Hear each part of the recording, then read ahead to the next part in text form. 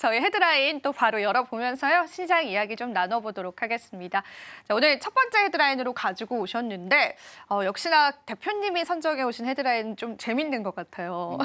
한번 설명을 해주시죠. 저희가 네. 헤드라인을 전날 정하지 않습니까? 맞습니다. 어제까지만 하더라도 트럼프의 관세가 가장 뜨거운 이슈였어요. 맞아요. 하루 만에 이제 냉온탕이 반전이 됐죠. 네. 변하는 상황이었죠. 하지만 오늘 관세에 대한 우려가 다소 완화되긴 했지만 시장이 왜 빠졌는지, 왜 올랐는지, 앞으로 어떻게 될지 이 부분은 우리가 체크해서 이해를 하고 넘어가야 되겠죠. 그리고 오늘 가장 핫한 삼성전자의 움직임이라든지 또는 2차전지와 자동차 업종의 전일 많이 빠지고 오늘 일부 반등을 주고 있어요. 그 내용까지 한번 제가 쫙 훑어드릴게요. 네, 기대가 됩니다. 자, 우리 씨 한번 관통을 해주시죠, 대표님. 네, 관세 네. 얘기가 어제 그리고 최근 내에서의 가장 핫 이슈로의 시장을 영향을 주고 있는 이슈라고 볼 수가 있어요. 제가 옛날 얘기 하나 해드리려고 합니다. 또 앞서 보셨던 헤드라인은 지금의 그 관세에 대한 부분의 헤드라인이 아니고요.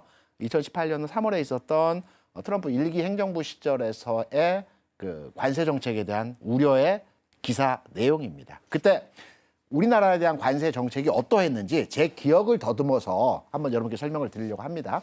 결론은 트럼프는 비즈니스맨이기 때문에 협박과 또 협상 테이블에 끌어오르는 과정에서 이 보통 엄포 후에 협상 전략을 가져가죠. 이 내용이라는 점을 이해하시면서 들어보시면 될 겁니다. 2018년 3월에 우리나라에 대해서 국내에 대해서 철강과 자동차에 대해서 철강의 25%, 알루미늄의 50%의 관세를 부과했습니다. 자동차는 상용차에 대해서 25%의 관세를 부과했죠. 철강과 자동차는 영업이익률이 그렇게 높은 산업이 아닙니다. 특히 철강 같은 건 한 자릿수이고요.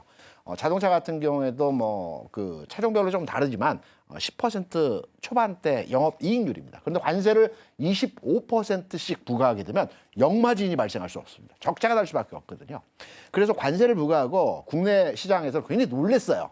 와, 이렇게 되면 우리나라 철강 회사는 완전히 그 위태로운 상황으로 진행될 것이다라고 많이들 생각을 했었는데 바로 WTO에 제소를 했고요. 근데 WTO에 제소를 해봐야 2, 3년 걸려요.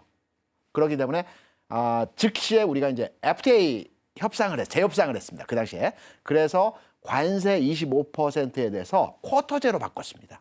바로 바꿨어요. 3월에 관세 부과를 했고 불과 한 달 이내에 재협상을 통해서 쿼터제, 그러니까 지난해 수준의 60%, 한 70% 수준으로 수출을 하겠다. 쿼터제로 바꿨어요. 그리고 한두 달 내에 이것도 면제돼 버렸습니다. 물론 주고받은 게 있었습니다. 그 당시에 이제 사드 배치라든가 여러 가지 내용에 있어서 주고받은 게 있긴 하지만 앞서 말씀드린 대로 트럼프 대통령의 비즈니스 철학이 처음에 공격적으로 상대방을 몰아붙입니다. 그리고 협상 테이블로 끌어들인 다음에 원하는 바를 이제 주고받기를 하는 형태이기 때문에 지금 나오는 캐나다, 멕시코, 유럽, 그리고 브릭스, 그리고 중국, 한국에 대한 관세 정책을 추진하겠다라고 하는 내용들은 일단 엄포로 우리가 해석을 할 수 있다라고 생각이 되고 있고요. 여기에 대해 주가가 크게 출렁일 때는 오히려 매수해야 될 것이고, 그리고 과거에 중국의 그 25% 무역 관세를 부과하면서 아픈 기억이 있어요. 이 당시에 중국의 관세를 부과함으로써 미국의 물가가 올랐고요. 물가가 올름으로 해서 금리가 2.5%에서 3.5%까지 금리가 상승을 했고, 여기에 대해서 무제한 양적 완화라는 정책을 추진했거든요. 그래서 아픈 기억이 있기 때문에 쉽사리 관세에 대해서 트럼프가 시장에서 나오는 내용처럼 이렇게 진행하기는 어려울 것이다라고 이해를 하시면 될 것 같습니다. 우리가 거시경제적인 흐름으로 봤을 때는요, 대표님 방금 짚어주신 것처럼 인플레이션 촉발의 우려감이 그렇죠. 많이 대두가 되는 것 같습니다. 그렇다면은 다시금 금리 인상이다. 이 부분도 그렇죠. 무시할 수 없는 부분이잖아요. 네. 근데 아무리 이제 협상 테이블에 올려놓고 협상을 한다고 할지언정 인플레이션을 촉발하기에는 충분한 재료가 던져진 것 같은데 네. 대응을 어떻게 해봐야 될까요? 앞서 말씀드린 협상 테이블에 가서 주고받고, 어차피 비즈니스맨이기 때문에 줄 거 주고 받을 거 받아야 되는 형태로의 진행이 돼야 될 겁니다.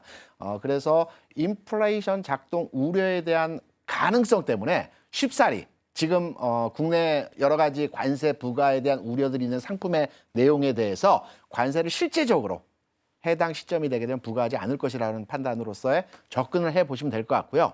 그리고 나서 오늘 장에서 중요한 키포인트들을 한번 정리를 해드려요. 삼성전자. 더 갈까요? 이제 시작일까요?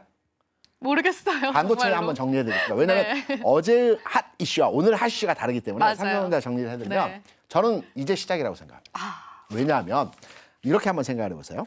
그간의 삼성전자 주가가 움직이지 못했던 것은 실적, 업황, 뭐 등등등 여러 가지 불확실성에 대한 내용들이 있었지만 저는 그 중에서도 외국인의 매도가 나왔던 가장 큰 요인은 불확실성이었습니다. 왜냐하면 이번에 20에서 무죄가 났죠. 20 무죄 내용이 무엇이냐면 삼성전자를 승계하면서 그 당시에 그 제일모직과 삼성물산이 합병을 했거든요. 근데 제일모직 산하에 있던 에버랜드라든가 삼성바이오로직스에 대한 과대평가되었다라는 부분이 이슈였습니다. 근데 이 부분에 대해서 승계 과정에 문제가 없다라는 내용. 저는 물론 이제 그 이 부분에서 개인적인 판단에 있어서 좀 더 들여다봐야 되는데 그렇지만 법원의 판결은 문제가 없다라는 겁니다.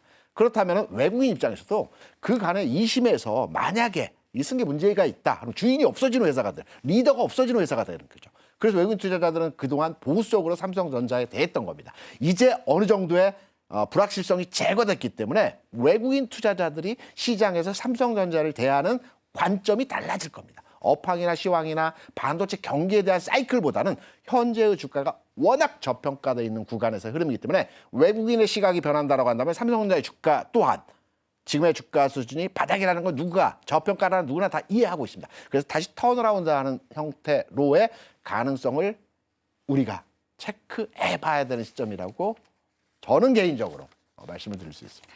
그런데 사실 실제로 이 경영권에 관해서 제대로 행사를 하지 못했던 기관들이 있잖아요. 네. 이번에 2심까지 무죄가 되고 나서 이재용 회장이 경영에 본격적으로 참여를 할 가능성이 있다라는 거죠. 참여하죠. 참여하고 나서 더욱 기대되는 건 무엇이냐면 외국인의 매수도 기대하겠지만 한 2년 전에 삼성그룹에서 발표한 200조 투자 계획이 있었습니다.